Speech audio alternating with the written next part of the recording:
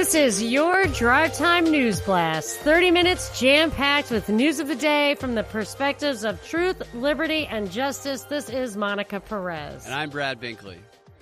The big news continues to be the impeachment story, which just cracks me up because I would really like them to investigate the scandals that I keep pulling threads on in Ukraine. Just monumental. I've never seen so much corruption and such large dollar amounts. But they're spending all of this time with the pivotal question, was a quid pro quo suggested or not? The vital question. The vital question. So let's just emphasize what the nuance is here. The question is, was Trump trading aid for them to investigate corruption and election interference? And that would be wrong, right? Well, they keep kind of shifting the goalpost on that, and instead of saying just what you said, which is what the president is saying he was doing, they're saying that he was investigating a political opponent in order to get help to win the 2020 election from. So it's what was in his heart. Yes, exactly. It was what was in his heart. Okay. So I would just like to know if, why do we give foreign aid? Why are we giving Ukraine foreign aid? Because we're supposed to expect nothing in return. Truly altruistic, right? But I think the aid, the fundamental question of the scandal, in my opinion, is the aid we're giving them, was the aid that we gave them was used to shore up a bank that went bankrupt because it was stealing money, much of which was IMF money that Kerry and Biden championed. And that guy who owned that bank, private bank, Kolomoisky, there is evidence to suggest, documentary evidence, that he was the ultimate owner of Burisma. So this aid that we send Ukraine should be stopped immediately until we find out if it was used to line the guy's coffers. Just take the Bidens out of it. Let's figure out this exact same investigation, Burisma.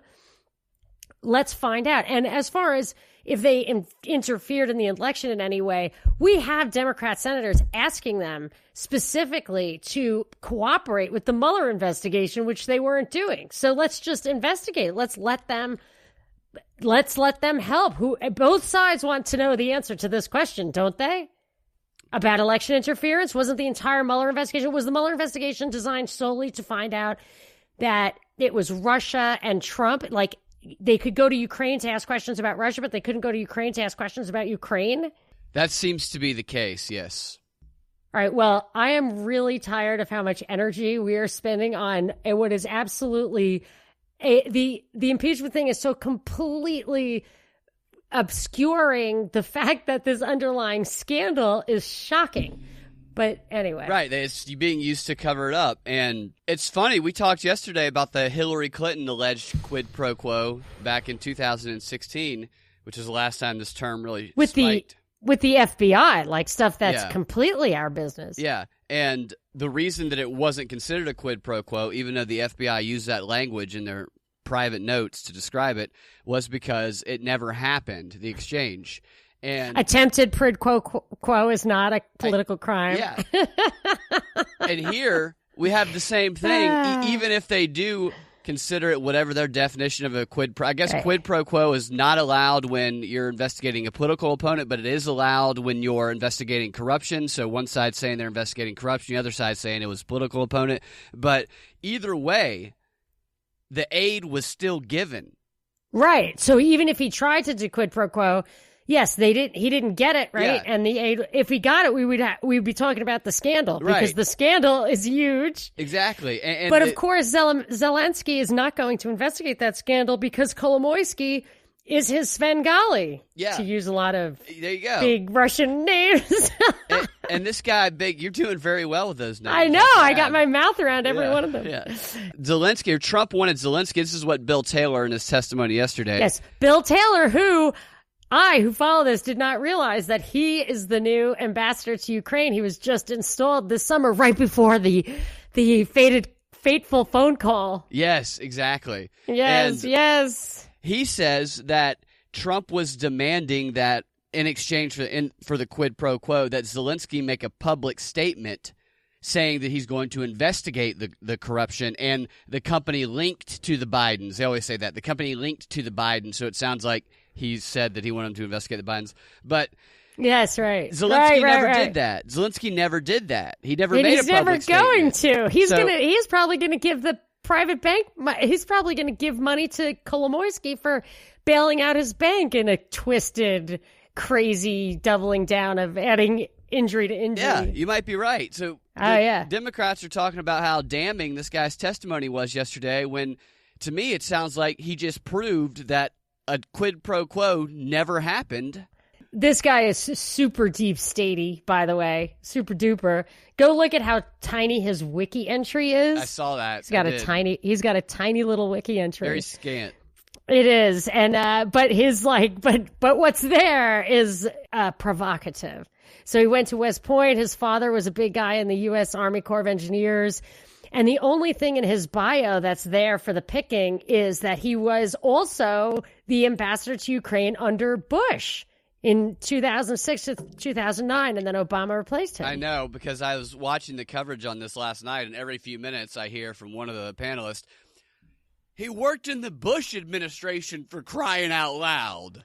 So what does that mean? He was bad? That means he's super credible, and he's... Oh, my gosh. Oh, you're talking about, must have been on Fox. No, this wasn't on Fox. This was on CNN. That's the other thing that makes me crazy. They're all like, I don't even know if Mueller or Comey or Bill Barr or any of these clowns are worse than clowns were supposed to be Republicans or Democrats, because everyone is always about how great they are. But all of these people are retreads from previous administrations. All of them are tainted with scandal. Yeah. And I would say that if anyone needs to get a wake-up call that Trump is not Batman, using a bunch of retread neocons from the Bush era is a pretty sure sign that this guy is just in their club now. And it also makes me think that there actually are two sides on this plane of the 3D chessboard. Two sides on this plane of it? On this plane. Like this plane. It's 3D, but it may not just be three stacks. It's three-dimensional because it goes up, but those chessboards stack. Oh, yeah. And at this level, they're not, he doesn't, Trump did not hire a mix of Clinton retreads and Bush retreads. He only hired Bush retreads. He didn't hire Janet Reno. He hired Bill Barr. Right. And Elliot Abrams and this guy, Bill Taylor. He's in his mid-70s, like everyone else. They all are, because they're all the retreads from this era. And the only thing I can think of is that those guys are so totally fully vetted and fully skeletonized. Like, they have the skeletons in the closet. They know where bodies are buried. They don't really have to do anything but fill roles that you can't put new people in, because then you'd have to let them in on. Well, it's almost like they're skipping a generation. The way, like, a trust is grandfather. If you have a bunch of money, you leave your grandkids the money so that your children don't have to pay inheritance tax, and then their children pay inheritance tax. You just kind of skip over it. I feel like they're just kind of skipping over a generation of insiders so they don't have to split the loot with more people. Yeah. But he's so deep state. So in that bio, you can't really see what he's been doing the past 10 full years. It was kind of like Bill Barr. He had nothing on the surface going on except for this 5 minutes he spent at Kirkland and Ellis, which I was like, this is the weirdest thing. What was he doing there? And then later he uses it as a convenient excuse to distance himself from the Epstein case. But this guy doesn't even have something like that. It's just gone. So I found just in a little blurb, I couldn't log into the New York Times because I don't subscribe, but in the New York Times it said that he was recently, I think, the vice president of the U.S. Institute for Peace in Washington, D.C. And there must be something about those kind of patterns. It's like, that is just like, hey, globalist think tank, globalist think tank, globalist think tank. Like, I can't look at that without it glowing in some primal way, like, for sure, anything called the Institute for Peace is definitely not. And that's the first thing I thought too. Yeah, Institute for War. Yeah. Like, obviously and the fact that they're not putting it out there. And like what you said, Pete told us about Tulsi Gabbard, like, she's just scrubbing. She's getting sheep dipped. Yeah. It sounds like she might be. Yeah, because it's escalating now. Now she's having a feud with Hillary. So it's perfect. It's like that insider thing, the way AOC gets on Elizabeth Warren or Biden for not being left enough. I don't know. Or Pelosi. AOC gets on Pelosi for not being radical enough, self-destructive enough. Tulsi and Hillary are going at it because they're, that infighting, which the Democrats borrowed from the Republicans. And in the Republicans, it was real. It was real, but it was the Tea Party, it was Ron Paul, and they took that energy and they funneled it into Trump, if you ask me. So the Democrats, maybe after Obama was such a disappointment across the board to the real far left and also to people of color, that maybe they said, hey man, we have to make it look like there are people in the party who are representing all these different factions. It used to be everyone just kind of stood shoulder to shoulder, wait for your phone call for who you're going to vote for, snap, snap. But now they have to act like they probably saw the good. And actually, Indivisible talks about how they were modeling themselves after the Tea Party. Yeah. But that was a bunch of congressional aides deciding to do that in a cynical way, whereas the Tea Party, even if some people did hijack it and ride on the coattails, my mom is no operative, she was sitting there saying the rosary for whatever. Are you sure? The only person I'm sure about is my son who has Down syndrome. Now, my mom is pretty much incapacitated, so she's like FDR. If you're not bringing it to her on her couch, she's not. Yeah. So, yeah, someone might be stovepiping my mom, but I don't know. So, yeah, so that guy. So, but what were those 3 things from yesterday? The key indicators for impeachment? Yes. What were they? The things that they look for to evaluate whether or not there's going to be a successful impeachment are the presidential approval rating, the public support for the impeachment effort, and a bipartisan support for impeachment in the House. Okay, so I immediately saw this morning a headline that reminded me of you. Just the big headline, support for impeachment reaches new high. Yeah, so they're putting it in your head, and it really has that self-feedback kind of thing. Yeah.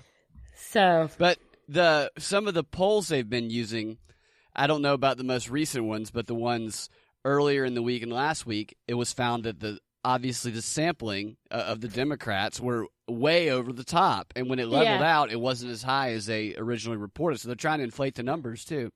Yeah, they're really bastardizing science, statistics, polls, but I guess they always have, or Mark Twain wouldn't have said lies, damn lies, and statistics. There's a book about all that, yeah. Oh, yeah, I know.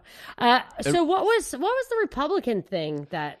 Well, Republicans today they took a page out of the Indivisible playbook, and they staged a sit-in during the closed-door impeachment session, forcing Schiff to suspend the hearing. A source in the room said that as the witness Cooper was sitting down to testify, the Republicans stormed through the room's 3 different doors, and Republican Bradley of Alabama, Bradley Byron, was yelling at Schiff, but the California Democrat didn't engage, and other Democrats, however, did engage, and kind of a shouting contest occurred.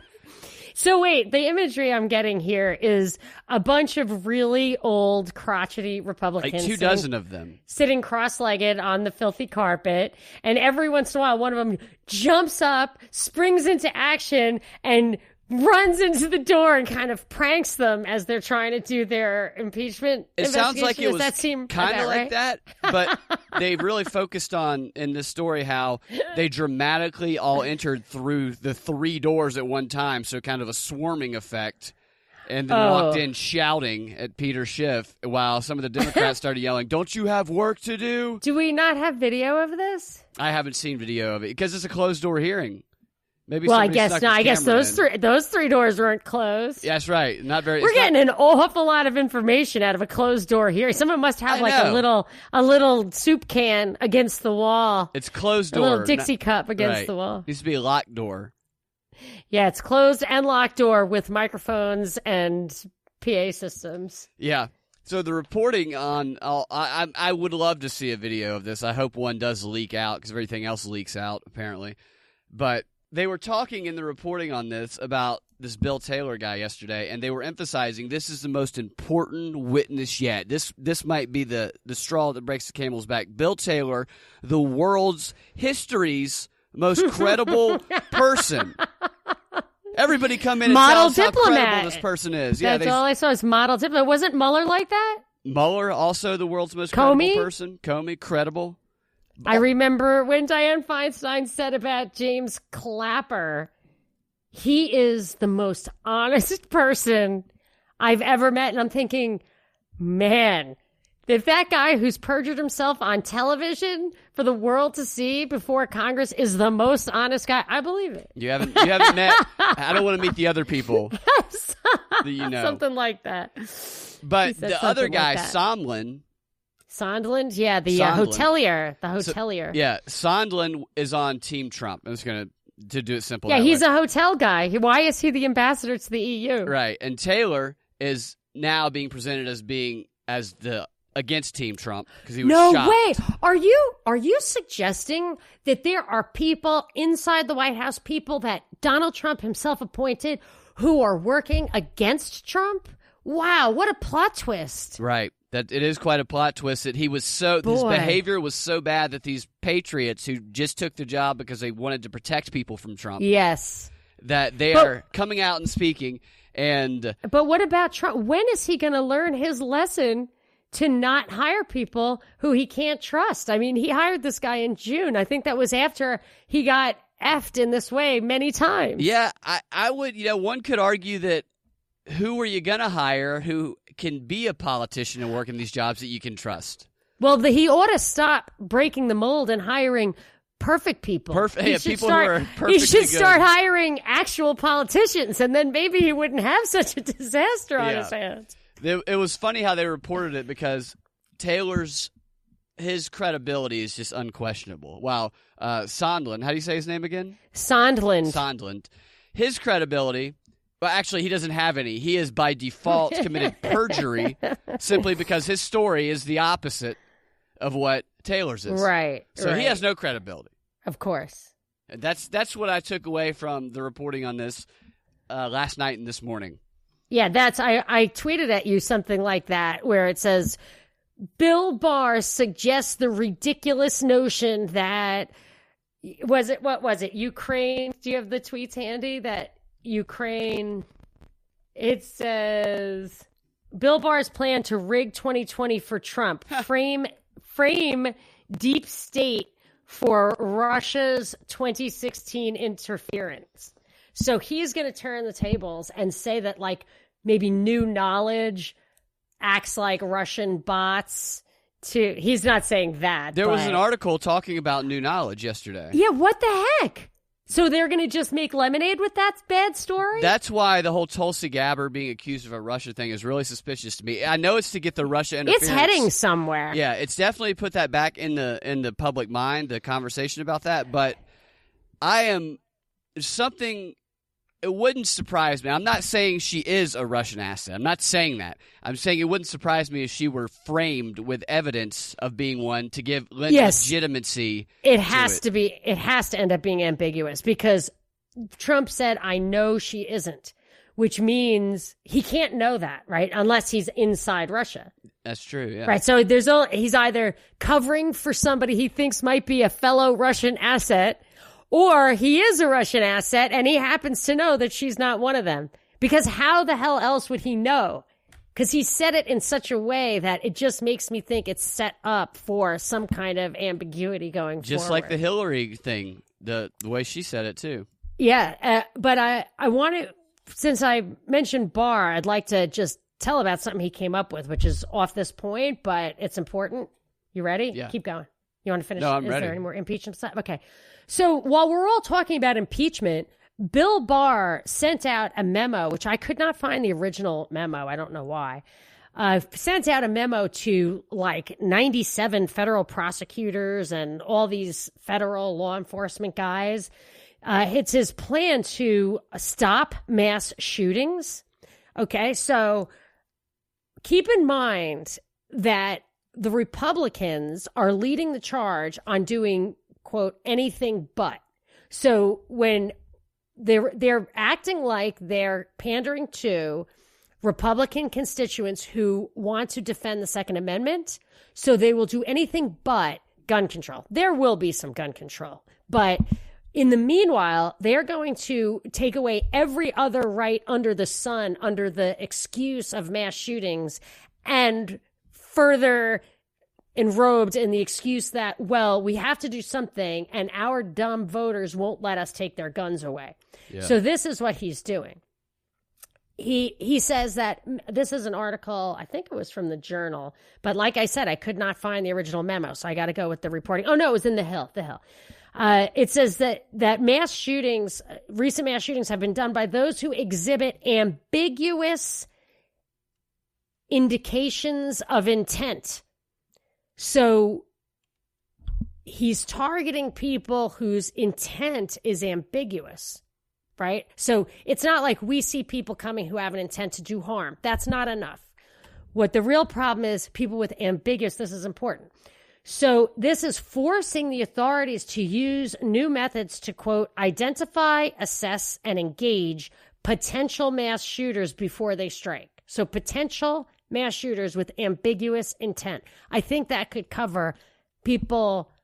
I mean, you could use that as a blanket to cover just about anybody, maybe who plays video games or anything that's I mean, I don't know what an ambiguous intent is, but it's not intent. And a potential mass shooter is someone who hasn't committed a crime. So, I mean, everybody's a potential mass shooter, right? Anyone with a trigger finger. Say that part again about the ambiguous intent, the standard. He said the recent mass shootings have been perpetrated by those who exhibit, quote, ambiguous indications of intent. And this is forcing authorities to use new methods to, quote, identify, assess, and engage potential mass shooters before they strike. It continues.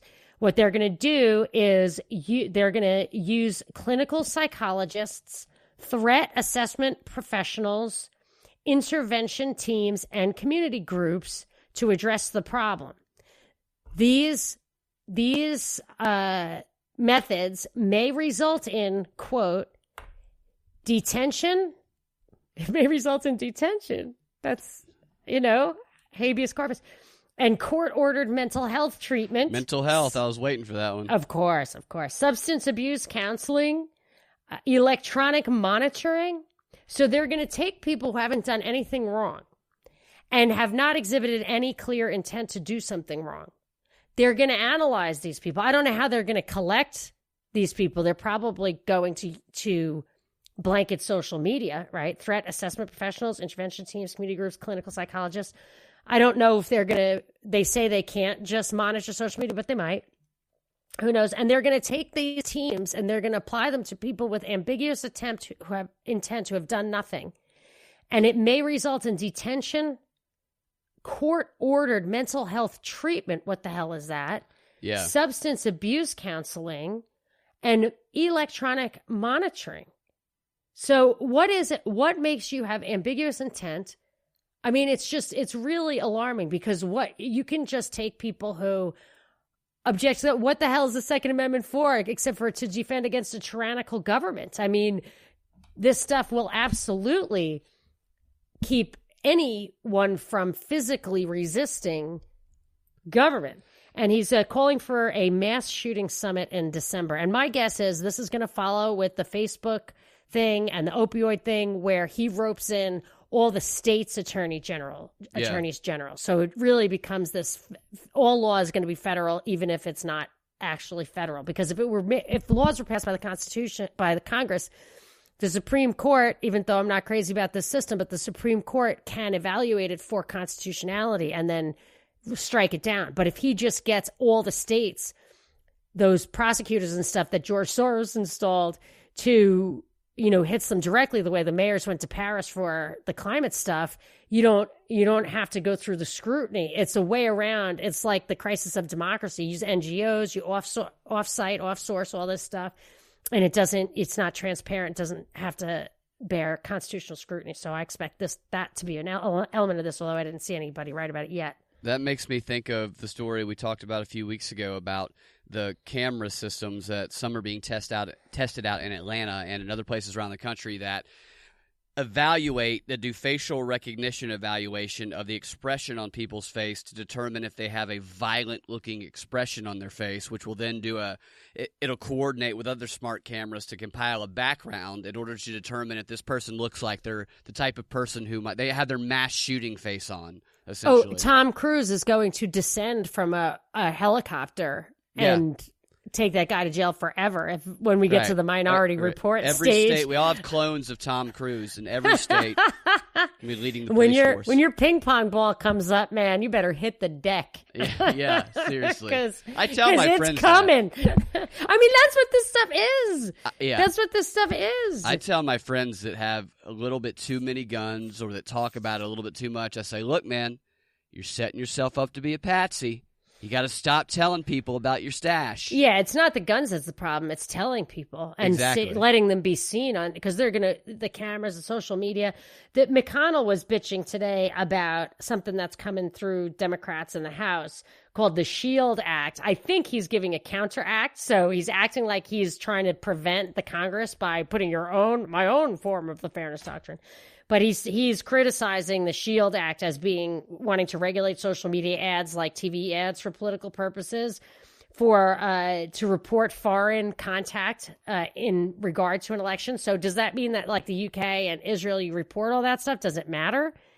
You know what I mean? Like, if you report it, does anything have to happen? Is it going to put an end to IPAC? Is it going to put an end to the Chatham House and, their marching orders and Council of Foreign Relations? Like, is it going to, I mean, just writing it down on a piece of paper doesn't matter if you don't have a list of the ones that you're going to, who's making the list. Yeah. And then they also highlight that they don't want this to interfere with legitimate journalism, quote, legitimate journalism. Yeah. And he's like, what's the test for that?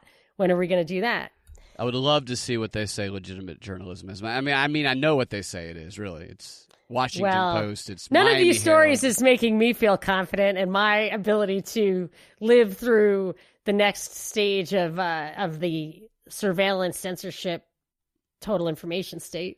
Maybe we're just in a simulation and they're just amping up all the chaos just to see why it failed the first time through.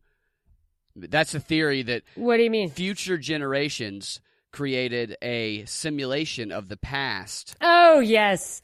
To see where things went wrong. Obviously, they must have gone right a little bit if they create simulations. If they got there. Yeah, that's the Matrix. The Matrix is a simulation. Yeah.